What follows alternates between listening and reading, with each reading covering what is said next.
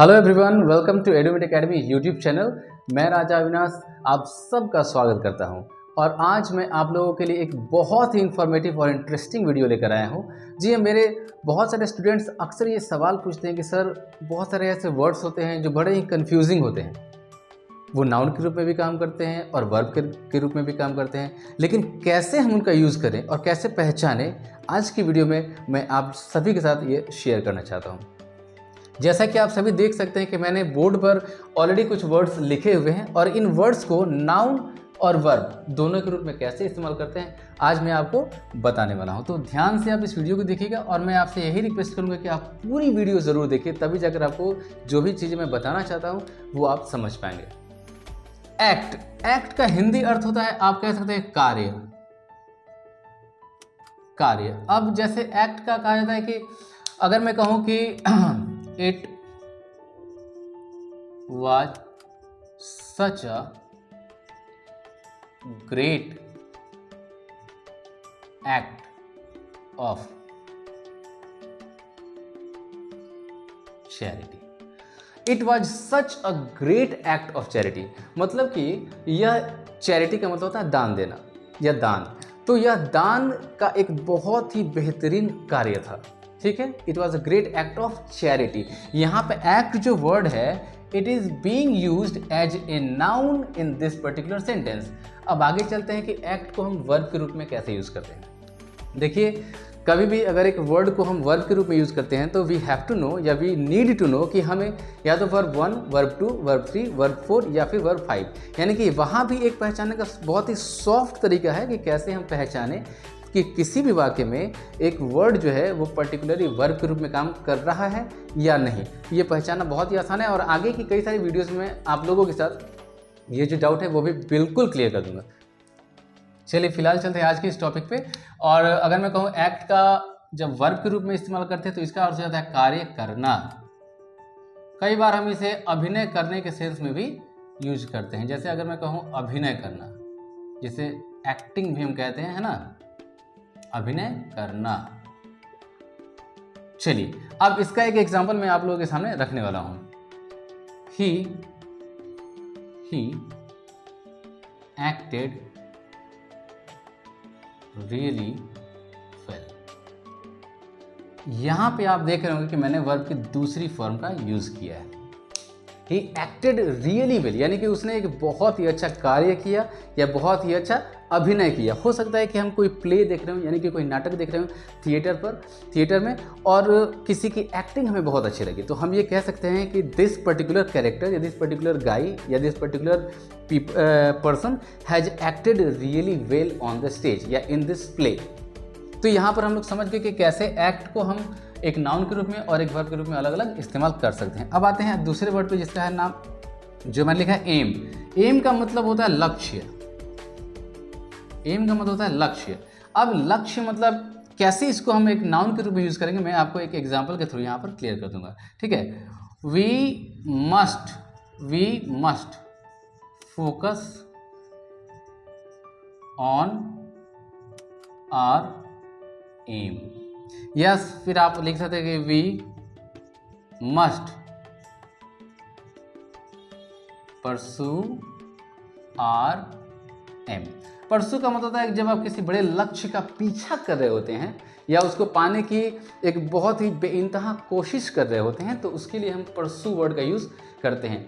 दोनों ही सेंटेंसेस का लगभग अर्थ यही है कि हमें अपने लक्ष्य का पीछा करना चाहिए या हमें अपने लक्ष्य पर ध्यान केंद्रित करना चाहिए। तो we must focus on our aim या फिर we must pursue our aim. यहाँ पर अगर एम की बात करूँ तो इस सेंटेंस में, इस पर्टिकुलर सेंटेंस में एम का यूज़ मैंने एक नाउन के रूप में किया है। अब आते हैं एम को कैसे हम एक वर्ब के रूप में यूज़ करेंगे। एम का मतलब होता है निशाना साधना। निशाना साधना। जैसे अगर मैं एक एग्जाम्पल के थ्रू आपको बताना चाहूँ तो मैं लिखूंगा द हंटर, हंटर मतलब शिकार, the Hunter aimed at the bird with his gun. यानी कि उस शिकारी ने किसी बर्ड पे निशाना साधा अपने बंदूक की सहायता से, यानी कि बंदूक से उसने निशाना किसी पक्षी पर साधा। तो यहाँ पे भी आप देख रहे होंगे कि एम्ड जो वर्ड मैंने यहाँ लिखा है ये भी वर्ब की दूसरी फॉर्म यानी सिंपल पास्ट टेंस का मैंने यूज किया है इन दोनों सेंटेंसेस की बात अगर मैं करूँ तो। अब हम आते हैं अपने तीसरे वर्ड पे जो है कि अटैक। अटैक का मतलब होता है हमला। जी हाँ, अटैक का मतलब होता है हमला। अब एग्जाम्पल के रूप में मैं ले सकता हूँ कि it was a massive. Massive मतलब जोरदार या फिर भारी, है ना, या ज़बरदस्त। It was a massive attack by the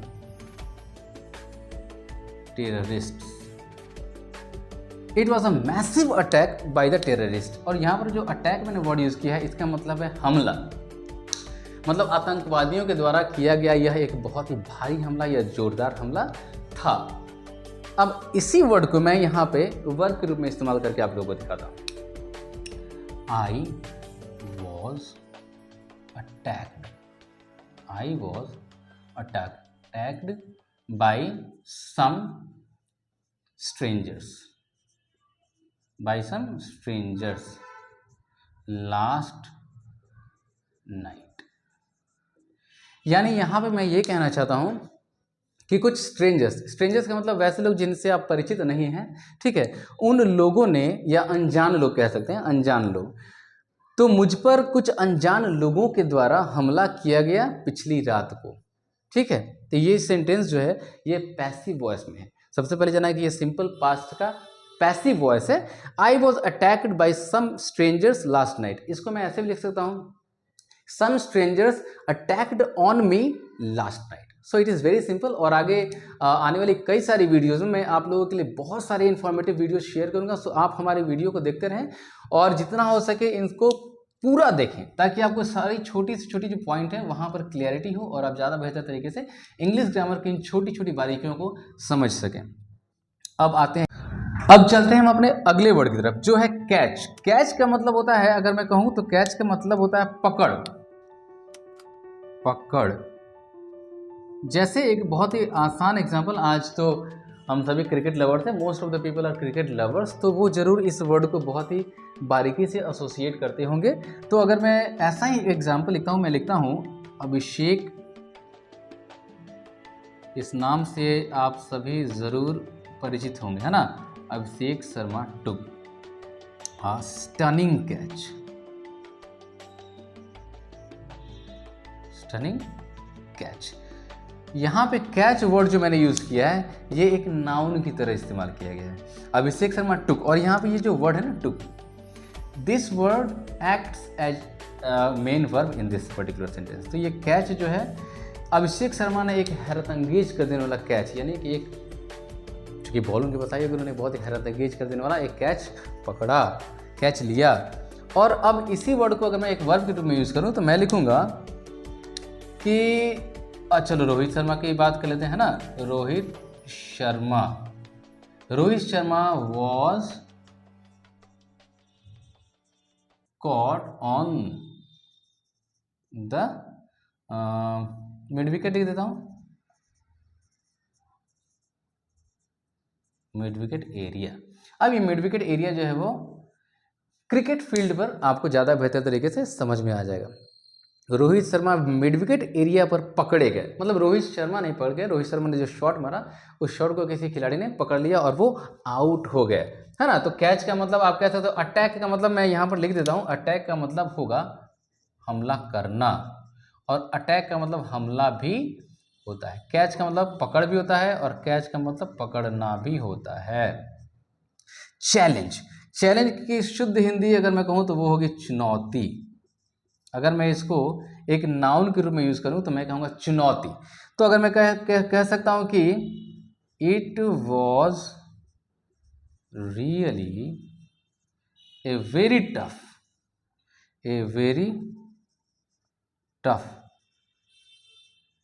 challenge.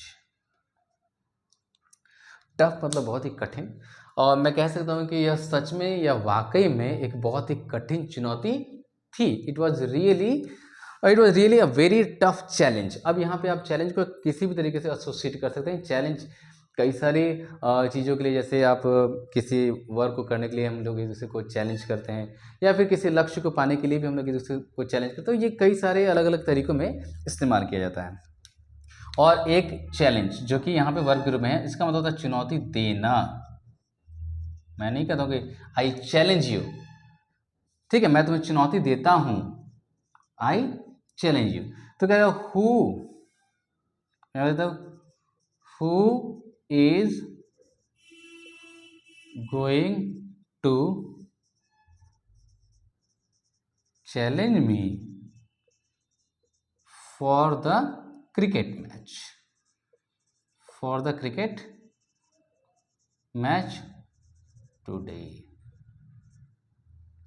अब यहाँ पे मैंने थोड़ा सा सेंटेंस का तरीका चेंज किया, मैंने एक इंटेरोगेटिव सेंटेंस यहाँ पर इंट्रोड्यूस किया। इस वाक्य का जो अर्थ हुआ वो ये हुआ कि who is going to challenge me, यानी कौन मुझे चुनौती देगा या देने जा रहा है, for the cricket match today, आज होने वाले क्रिकेट मैच के लिए कौन मुझे चुनौती देने जा रहा है या कौन मुझे चुनौती देगा। तो आज मैंने आपको जो भी 5 वर्ड्स अलग अलग तरीके से जो नाउन के रूप में भी इस्तेमाल किए जाते हैं और at the same time they act as the verb as well, तो मुझे लगता है कि आप लोगों ने बहुत कुछ सीखा होगा और ऐसे ही कई सारे इंटरेस्टिंग वीडियो लेकर मैं आप सबके लिए आने वाला हूं। सो अगर आपको ये वीडियो अच्छी लगी हो तो प्लीज़ हमारे चैनल को सब्सक्राइब करें, इस वीडियो को लाइक करें, शेयर करें, and thank you so much for watching. Stay tune for the next video. Thank you so much.